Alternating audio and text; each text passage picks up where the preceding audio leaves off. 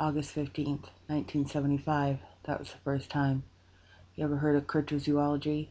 The study of hidden animals as it is officially defined, but often mixed up with talk of UFOs and aliens and other such crap. I must admit, I've always been fascinated by urban legends. The Mothman in West Virginia, the Chupacabra in the South. Hell, even those old-timey reports of freaks like Spring-Heeled Jack, who was clearly just a madman in a costume. But I don't go for the big ones, those sensationalized glory hounds like the Loch Ness Monster or Bigfoot. Please, no. I'm fascinated by more than those that are localized. The ones that are first mentioned by some nut in some pissy little town as you get lost on the way to nowhere, and that suddenly don't have the appearance all over the country. They always seem to have a kernel of truth hidden in them, and most of them are far harder to explain away. Anyway, one in particular caught my eye that night as I trawled through old newspaper reports that my father had squirreled away in the attic. He too had lived with a fascination for inexplicable and had heavily researched legends and mysteries in the years leading up to his death.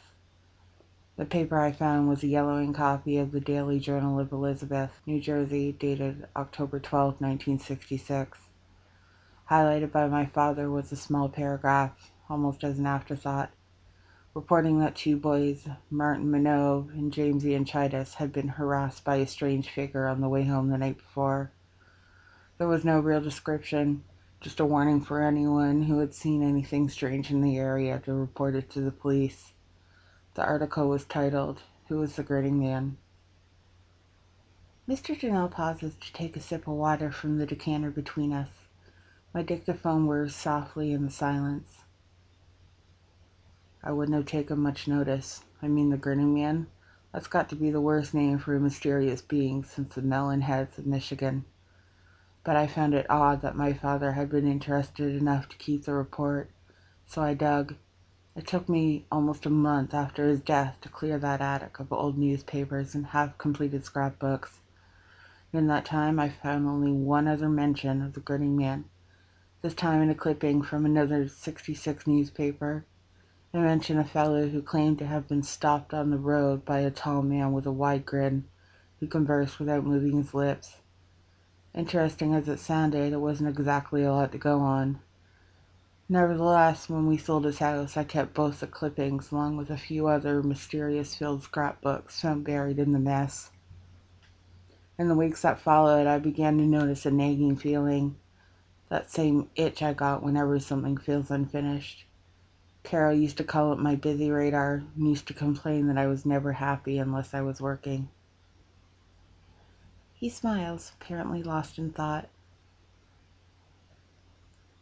Eventually, it was a pure coincidence that I truly started investigating the question of the Grinning Man. I was reporting on Hurricane Eloise for the New York Times in September 1975 and had been sent to New Jersey to compare the damages to those suffered in New York. Fucking waste of time that was. Sent a report on light floods that caused little to no property damage, while my own city was smashed by the torrent. My busy radar hadn't stopped itching. Finding myself with free time, I recalled that the first sighting of the Grinning Man had been Elizabeth, not 10 miles from the city center. On a whim, I went in search of the two boys mentioned in the first of my father's articles, doubting that they still lived in the area, but intrigued, or bored enough to find out. It took a while, but eventually I made contact with James Yanchitis. He was now in his early 20s, and he agreed to meet with me. As I shook his hand outside a cafe that evening, my first thought was how withdrawn he looked, as though he hadn't slept a full night in a very long time. The story he told me was far more informative than the article had suggested, and far more chilling. Mr. Janelle falls silent. After an extended pause, he reaches into his pocket and places a little cassette player on the table next to my dictaphone and thumbs the play button. It is a poor quality recording, and the voice that crackles out of it is quite young. Throughout, Mr. Janelle doesn't say a word. We were walking home. It was dark, but the streetlights lit enough for us to see. I was nervous. Miss Lloyd claimed to have been chased by a strange man in the area earlier that night, and while Martin teased me about it, I could see he was pretty freaked too. But I was the first to see him. Across the road, behind a fence, was a tall hill that led up to the turnpike, and it was steep, like real steep. At the bottom, on the other side of the fence, was just scrub land, and in it was a figure. I remember hitting Merton and pointing at it. From what I could see, it was a man standing mostly in the shadows, turned so that we were looking half at his back, half at his side. He was staring straight ahead, like at a house across the road or something. He didn't move when I stopped Martin, but when I pointed at him, he turned. Slowly, as his bald head swiveled to face us, I noticed one thing immediately. He was grinning, leering, like really wide. He pivoted on the spot and stared straight at us, but his eyes were massive and black. Fuck, man, we were frozen. It was terrifying. Martin was the first to move. He took a step backwards. The man didn't move, just stared, arms limply by his side. That was all we needed. We bolted, not waiting for him to climb the fence and come after us. I glanced over my shoulder once as we ran. It was like he hadn't moved, but he was now on our side of the fence, nor had his eyes straight, staring at us, or his grin wide, terrifying. The cassette crackles for a few seconds more before falling silent with a click. Mr. Donnell slowly reaches out and picks it up, placing it back in his pocket. The Detritus struggled to say more, but he gave me a basic description. Tall, well over 6 feet, wearing a dark green overcoat. But it was the face that was the most defining feature. The insane grin on a pale face that stuck in his memory and haunted him every night. As Mr. Janelle pauses again, I can't help but glancing around fervently myself. The room is empty, nobody but me and the interviewee. The table between us is strewn with papers, all blank. The door behind it is still closed, and the light above illuminates the room brightly, almost harshly, despite the late hour. Mr. Donnell continues. I didn't sleep much that night. My imagination was running rampant. All I could picture was the man Yanchitis had described. When I closed my eyes, his grin followed me, and in all my dreams he haunted me. But that was before I really knew what haunted meant. It happened 2 days later as I pulled up to a gas station on the road out of New Jersey. By this point, Mr. Donnell is becoming increasingly agitated. His hands are twitching and his voice is increasingly strained, even frightened. It was dark, probably 9ish, maybe closer to 10. I had just filled up and was climbing back into my car when I noticed something in the laneway beside the station. The lane was dark, but a street light on the other end illuminated enough for me to catch sight of a figure near the other side. It had its back to me, but I could make out that it was tall, taller than me, and wearing a dark gray suit over a thin frame.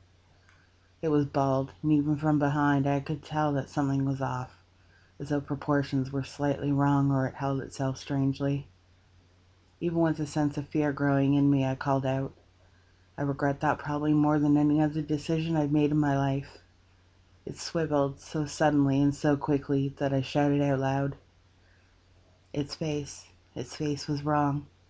White, long, with deep black holes where the eyes should be, but its mouth, it was grinning, a locked grin that was far too wide and far too big.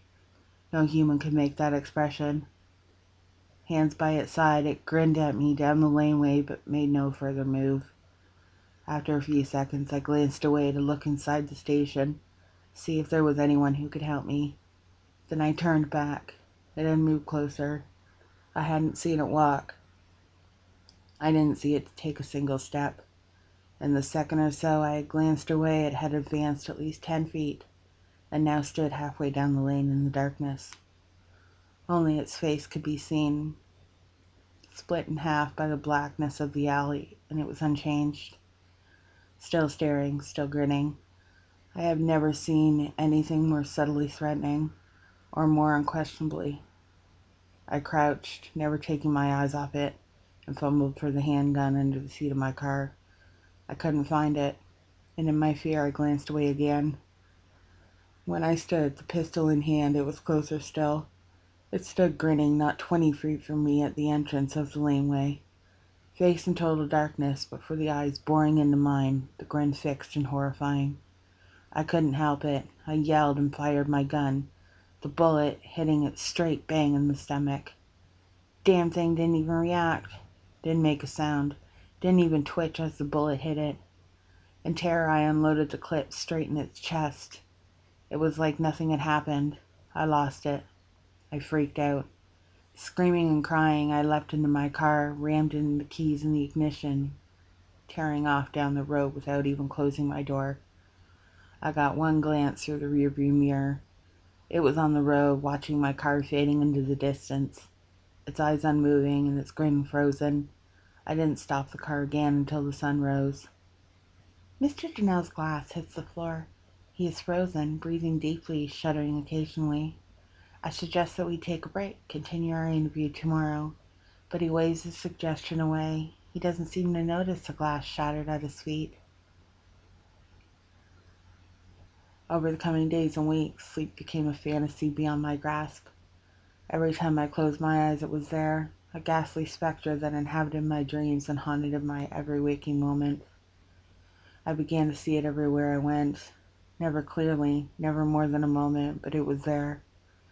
A silhouette on my wall, a figure at the end of a dark street, a face glimpsed in every crowd. I wasn't eating. I couldn't concentrate on my work. So sure was I that if I let my guard down for a second, it'd be there. The fear that it followed me became too much. I found myself hunting for it, desperate to catch sight of it for more than a second to prove that it was real, to make sure I wasn't mad.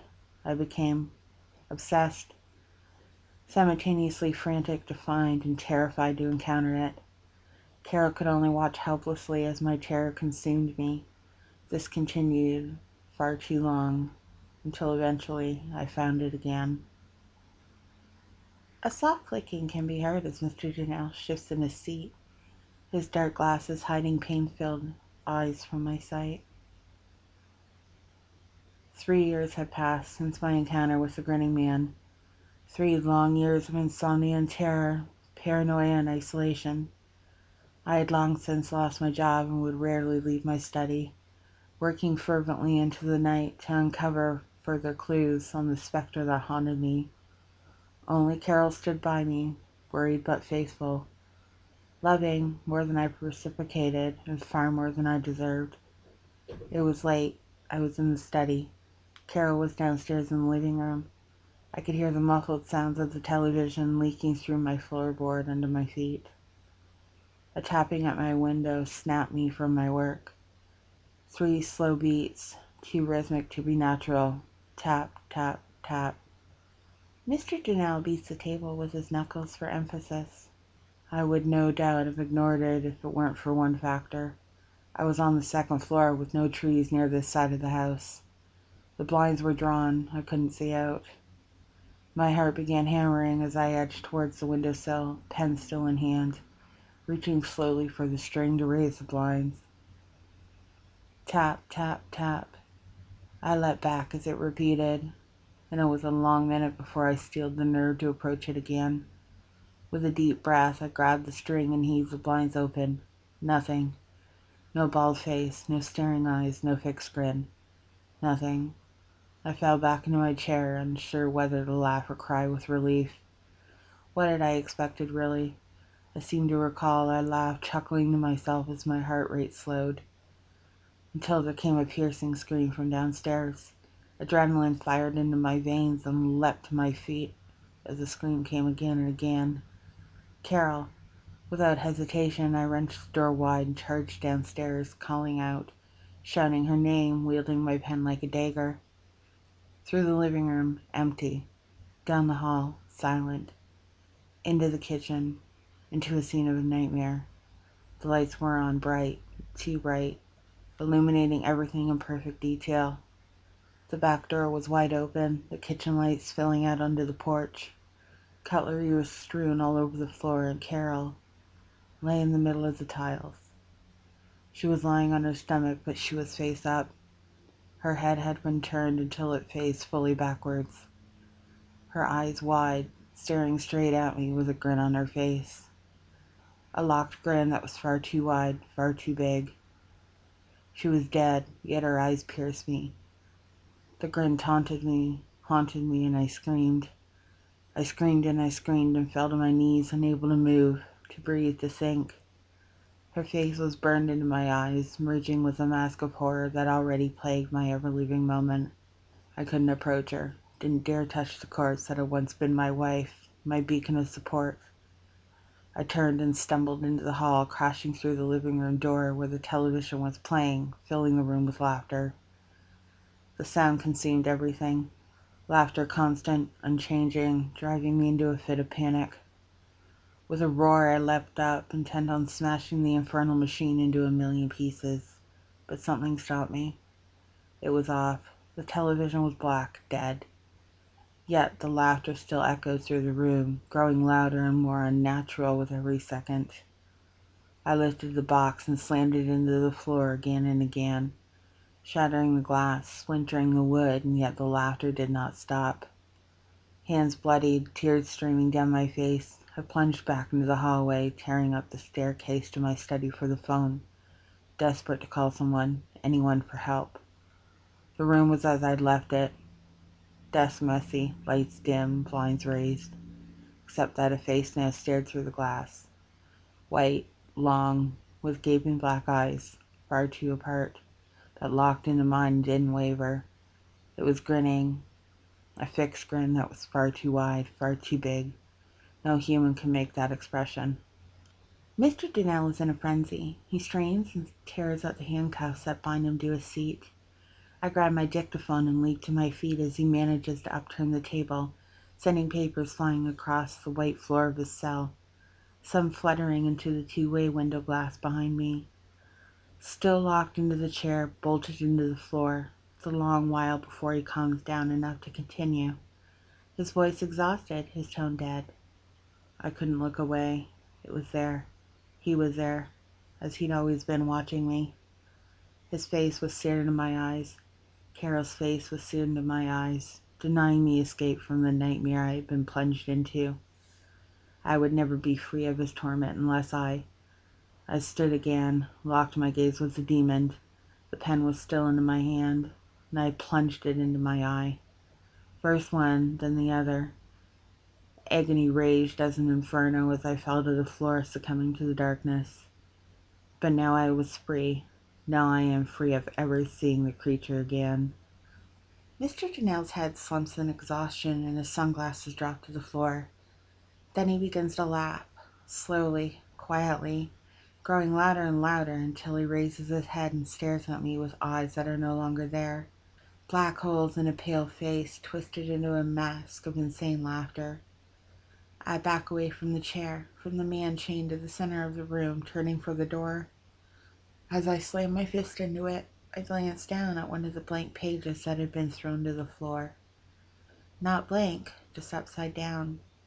The other side was now revealed, a charcoal sketch of a face. It was grinning, a demonic visage. No human can make that expression. As the door was opened from the outside, I stumbled out, throwing one last look into the cell I had just left. Mr. Donnell was still laughing maniacally, the chains holding him to his chair, the floor littered with hundreds upon hundreds of black pages, which now were revealed to be drawings. All drawings, all of one thing, a face with a locked grin that was far too wide, far too big. I shuddered and slammed the door closed. Thank you all for listening to my story. I hope you liked it.